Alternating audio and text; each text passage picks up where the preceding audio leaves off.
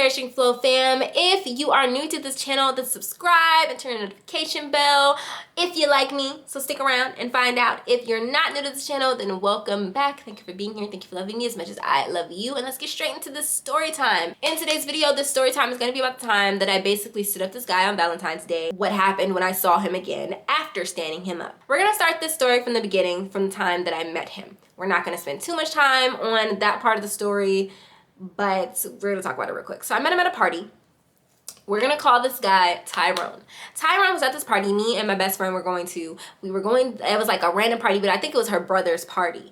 And we go to the party. I'm enjoying myself. I took in a few drinks. There was this other guy there that I knew that I could not stand, but that I talked to for like all of 5 seconds.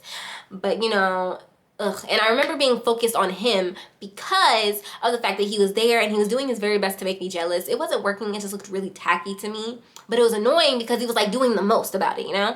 And then while I'm like irritated by him, I peep Tyrone. Now, mind you, off rip, Tyrone looked familiar. Like I had seen him somewhere before. We'll get into that in a second. Tyrone ended up also peeping me. Like I peeped him, he peeped me, we peeped each other, peeping each other, but neither one of us said anything. He was on the other side of the room, he was dancing, I'm on the other side of the room, I'm dancing and drinking with my friend, you know, getting it, and so on and so forth. So the night passes, and mini side story, I don't know if I've done a story time about this already, but I ended up going outside to be by myself, and some dude almost tried to drag me away from the party to do God knows what. And in the course of that, my best friend, her brothers, and Tyrone came outside. I think my best friend and her brothers came out first, and then a few minutes later, Tyrone came outside because we were all outside. And Tyrone and me, at some point in the night, we saw each other peeping each other, and eventually just walked right over to me. Now, mind you, before that, he had took his shirt off, and I have a body type when it comes to men. Like, I'll date anybody no matter what your body type is. I'm not picky, but my favorite body type on a male is the slim but built look, if that makes any sense. Like slim but like toned, like muscles on the arms. It just looks like if you just looks strong, basically. I like men that look strong. I don't really like big guys, like hefty, muscular gym heads, but like the guys that look real toned and got the muscles, but also kind of slim, like I can just, but anyway, so he was built like that. And so with his shirt off, I kept peeping him. And I know that's kind of like what made him come over, because, you know, I gave him that look, like, you can come talk to me, you know, if you want to. And I did a story time about this part already, where we met, we talked, we realized we went to the same church. If you did not see the story time about my one night stand, please go check it out. It'll be in the description box below. And yeah, so fast forward past the one night stand part. We continued to converse. This is what I did not say in my other story. We continued to converse with each other via text message and phone call. So we were texting, and this was around the beginning of February. We were texting, we were calling, blah, blah, blah, blah, talking. Even though I, on my end, lost interest the moment the one night stand happened. I no longer wanted to be dealing with this individual, but there were reasons that I did not address it and just say so and let him know that I wasn't interested, and I'm about to tell you why. One biggest reason, really the reason, I was afraid of him. Just that simple. I was freaking afraid of him. He had a reputation for being crazy, for hurting people, for having a temper, for threatening people. And it says something that I was afraid of him, because I'm never afraid of anyone. I've gone and straight up cussed out dudes who were known for shooting people, but him in particular, for some reason, he genuinely scared me, because I heard him talking about shooting his best friend, and I was just like, you gonna shoot your best friend? Like I don't know, something about him like really freaked me out. Like he seemed like he was black, but he had a Caucasian type of crazy edge to him, and it kind of freaked me out. So I didn't want to reject him. I wasn't sure how he would handle me telling him that I wasn't interested. After, like, years later, after talking to him again, I realized that was really stupid. He's actually a very sweet guy. He does have a temper. He is kind of crazy, but he's not that type of crazy. So basically, I didn't want to tell him, so I continued to converse with him, and I tried to like give him hints, like give him the cold shoulder, but he wasn't taking it. I said in the last one that I ghosted him. I didn't really ghost him until Valentine's Day. So we made plans to go out on Valentine's Day. He asked me if I wanted to go out with him on Valentine's Day to spend time together, whatever, really go on a date. After I told him that I no longer wanted to sleep together, I said, we're gonna have to no longer have intercourse if we're really gonna talk because you seem really interested. And he said, cool. I don't know why I said this to him. I don't know why I made it seem like I was interested too. I wasn't, but I said that. And he said, okay, let's go on a real date. I want to take you out on a date Valentine's Day so we can be each other's Valentines, each other's sweethearts, all that gay stuff. And all that, you know, sweet stuff. And I was like, cool, awesome. Even though on the outside, I was telling my best friend I was on the end, like, I didn't want to go. I didn't want to do it. I was afraid to even be in his space again because we hadn't been in each other's space since the one night stand. And I know how I am when I'm not interested in someone. It's so obvious. So I was afraid of what it seemed like to be physically rejected in front of somebody that actually genuinely scares me.